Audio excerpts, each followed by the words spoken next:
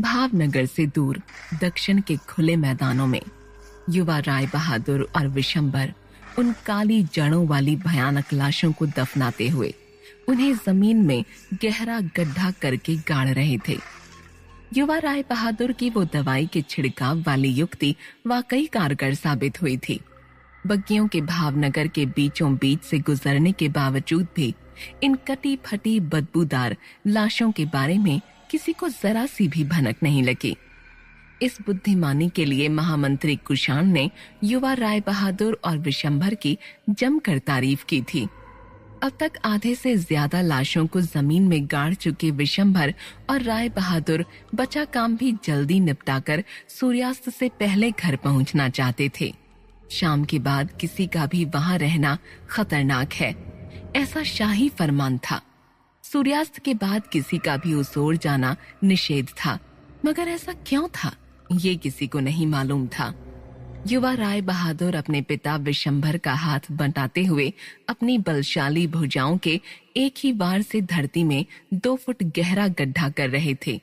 वहीं विशंभर रह रहकर अपने बेटे को, अपने तेज को बड़े गर्व से देख रहा था। आज राय बहादुर के कारण ही महामंत्री कुषाण ने उसे इतना सम्मान दिया था और कहा था कि तुम खुशकिस्मत हो विशंभर, जो तुम्हें इतना लायक और बुद्धिमान पुत्र प्राप्त हुआ। एक पिता अपनी भावनाओं को आमतौर पर जाहिर नहीं करता।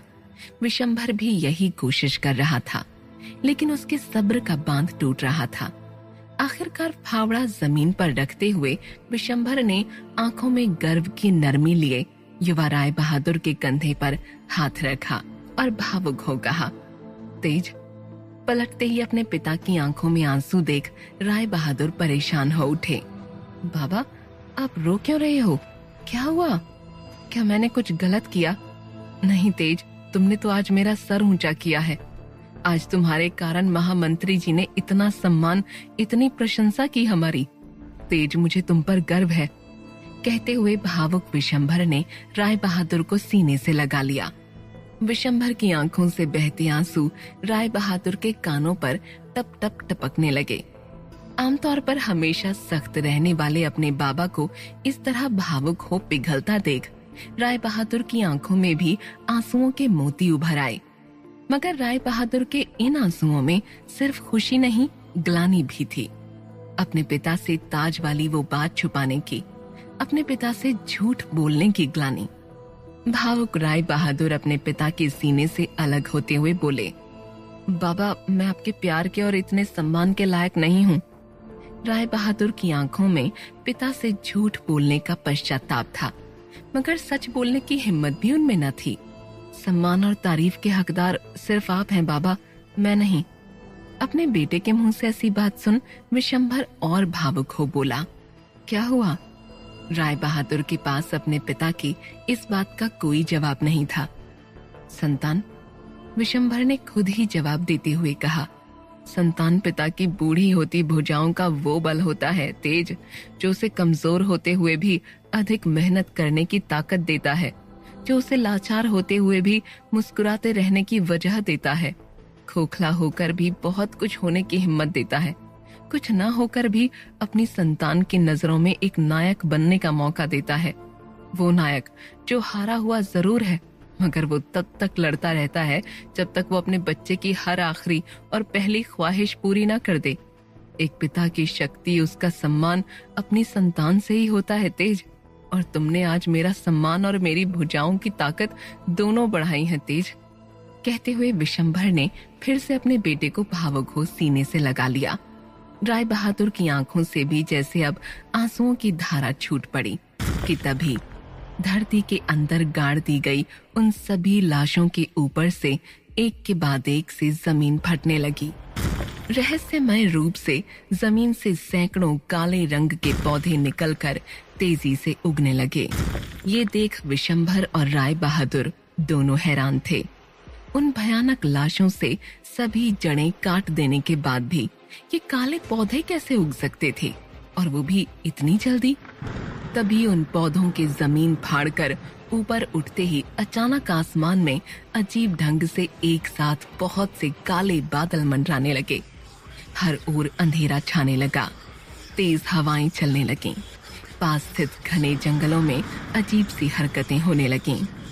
हर तरफ एक अजीब सी फुसफुसाहट सुनाई देने लगी, जैसे हवा में बहुत से लोग वहां मौजूद हों, राय बहादुर और विशंभर से कुछ कहना चाह रहे हों।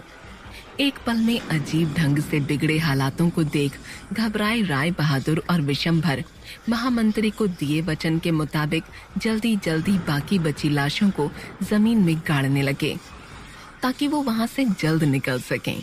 वचन पूरा किए बगैर वहां से डर कर भागना ये विशंभर के खून में नहीं था। जल्दी करो तेज, शायद इन्हीं सब के कारण सूर्यास्त के बाद यहाँ किसी का भी आना मना है। कहते हुए विशंभर जल्दी जल्दी लाशों को राय बहादुर के खोदे गड्ढों में डालता हुआ उन पर मिट्टी डालने लगा। राय बहादुर भी तेजी से हाथ चलाते हुए गड्ढे खोदने लगे। वहीं दूसरी तरफ उन रहस्यमय जड़ों से निकले वो अजीब काले पौधे पल भर में देखते ही देखते उगते हुए घुटनों तक बढ़ चुके थे। दक्षिण के खुले मैदानों में अब जैसे हर तरफ वही काले पौधे थे। ये देख विशंभर का मन और भी घबरा गया। उसे खुद से ज्यादा अपने बेटे की फिक्र थी, मगर वो राय बहादुर को कुछ कहता इससे पहले ही अचानक विशंभर के पैरों में तेज दर्द उठ पड़ा। उसने देखा कि उसके पैरों में तहखाने में काली जड़ों से टकराने पर बने उन 5 काले निशानों से भी अब काली जड़ें उगने लगी थीं। विशंभर ये देख हैरान था। ये क्या हो रहा है? किसी बड़ी अनहोनी की आशंका मन में लिए विशंभर अपने दर्द और पैरों से निकलती उन काली जड़ों को कुल्हाड़ी से काटकर राय बहादुर से ये बात छुपाता हुआ फिर तेजी से काम में जुट गया। हर चीज की अपनी एक कहानी, अपना एक मकसद, अपना एक कारण होता है। भावनगर के दक्षिणी मैदानों में उगे वो असंख्य रहस्यमय काले पौधे अब बढ़कर लंबे चौड़े डरावने और खौफनाक पेड़ बन चुके थे। समय के दूसरे छोर भयनगर में बसा चांडाल आत्माओं वाला दक्षिण का अदृश्य भयानक जंगल असल में दक्षिण का वही खुला मैदान है जहां सालों पहले राय बहादुर और विशंभर ने उन भयानक लाशों को जमीन के नीचे गाड़ा था। तहखाने की उन लाशों से उगे वो पौधे बढ़कर भयानक रूप ले चुके थे। वही पेड़ बन चुके थे जिन्होंने केशव को नोच नोच कर खाया था, जिनसे राय बहादुर की भयानक लड़ाई हुई थी, जिनके भीतर अंधेरे का वास था, काली शक्तियों का बढ़ता प्रभाव, पृथ्वी के अंधेरे की शुरुआती आगाज था। वहीं दूसरी ओर महल में बेचारी श्रावणी डरते डरते दासी के साथ अब महाराजा नरेंद्र सिंह के कक्ष के ठीक बाहर पहुंच चुकी थी। दासी झुकते हुए बड़ी विनम्रता के साथ श्रावणी को कक्ष के बाहर छोड़ चली गई, जहां जांबाज खूनी अंगरक्षकों का एक दस्ता राजा की सुरक्षा के लिए तैनात खड़ा था। उन लंबे चौड़े महावीरों को देख श्रावणी के हाथ पैर कांपने लगे। महाराज के कक्ष के भीतर जाने की उसमें जरा भी हिम्मत नहीं हो रही थी, मगर वो करती भी क्या।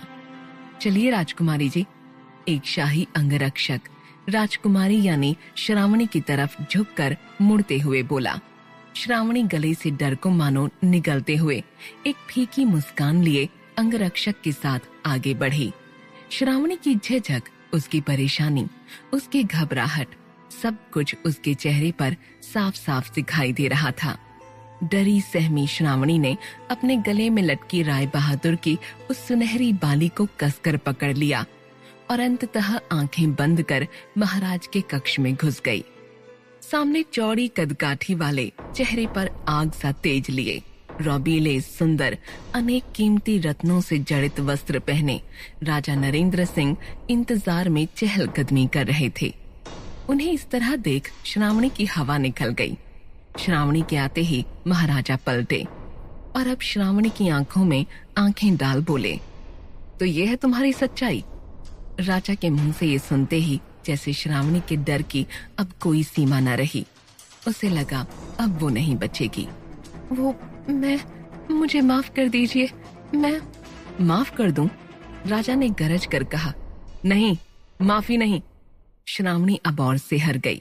वहीं राजा श्रावणी की तरफ बढ़ते हुए अब अचानक मुस्कुराते हुए बोले, माफी नहीं, शाही दावत होगी। आज पहली बार हमारी बेटी हमारी प्रजा के साथ इतनी घुली मिली है। बेटी, तुम्हारे नाम के वो जयकारे, प्रजा के दिलों में तुम्हारे लिए वो प्यार, वो शोर, वो तालियां हमें महल में यहाँ तक सुनाई दे रही थीं। हम तुम्हें नहीं बता सकते कि आज तुमने हमें कितनी बड़ी खुशी दी है दमयंती। राजा के ये अचानक बदले भाव, उनकी ये असीम खुशी देख श्रावणी हैरान थी। तभी पीछे से अब महारानी सुलक्ष्मी आते हुए श्रावणी के सर पर खुशी से हाथ रखते हुए बोली, महाराज हमेशा से यही चाहते थे बेटी कि तुम रानी बनने से पहले भावनगर के लोगों में रहो, उनकी समस्याएं जानो, उनकी लाडली बनो। तुम नहीं जानती, तुमने आज अपने व्यक्तित्व से परे जाकर भावनगर के लोगों की ये वाहवाही जीतकर महाराज को कितना खुश किया है। कहते हुए महारानी सुलक्ष्मी की आंखों में भी राजा नरेंद्र सिंह की तरह खुशी के आंसू उमड़ आए। वहीं श्रावणी जैसे स्तब्ध थी। ऐसा कैसे हो सकता है? महाराजा नरेंद्र सिंह, महारानी सुलक्ष्मी भी उसे अपनी बेटी राजकुमारी दमयंती समझ रही हैं। ऐसा कैसे मुमकिन है? कैसे दो लोगों का चेहरा, रंग रूप, कदकाठी, हाव भाव इतना एक जैसा हो सकता है कि माता पिता तक अपने बच्चे को ना पहचान पाए? इतने सालों तक तुमने हमसे अपनी ये सच्चाई छुपाई कि तुम जनता के बीच रहकर, सबके बीच रहकर उनका प्यार हासिल करना जानती हो।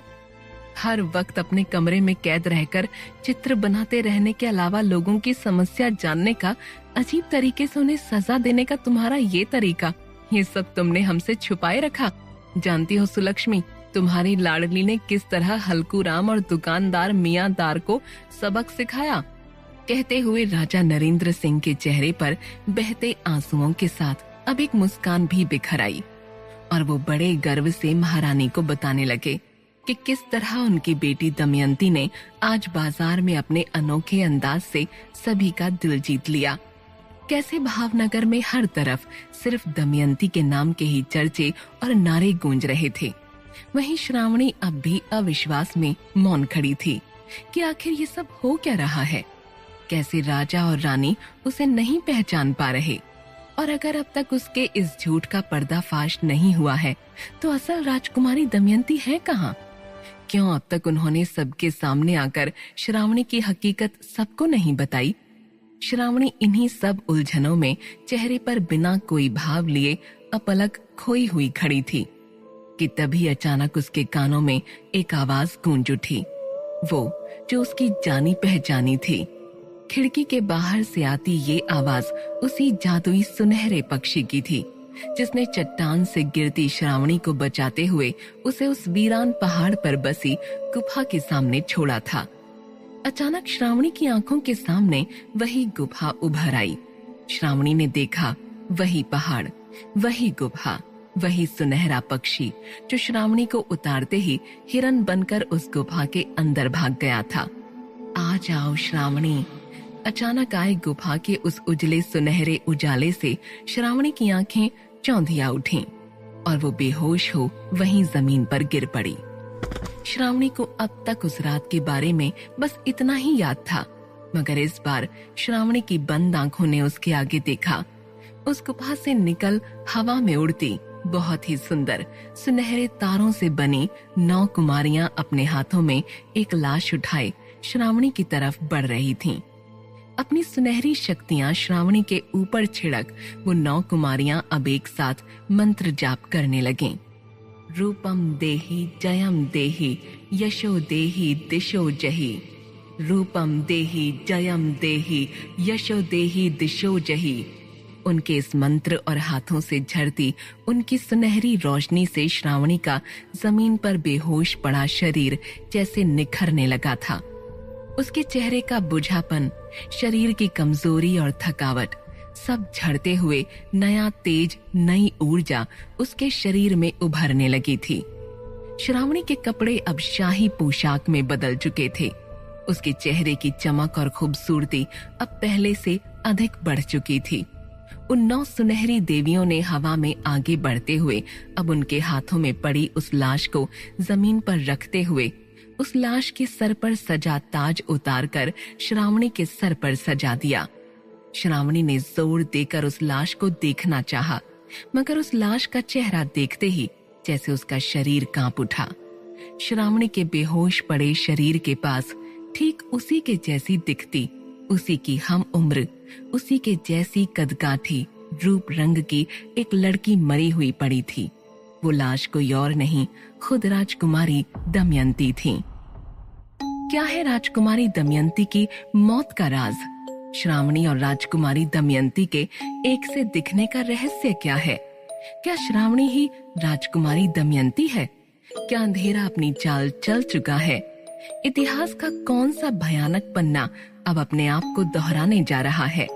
ये सब जानने के लिए सुनते रहिए भयनगर, रिश्तों के अजीब रहस्यों में उलझी एक भयानक दास्तान, सिर्फ पॉकेट FM पर।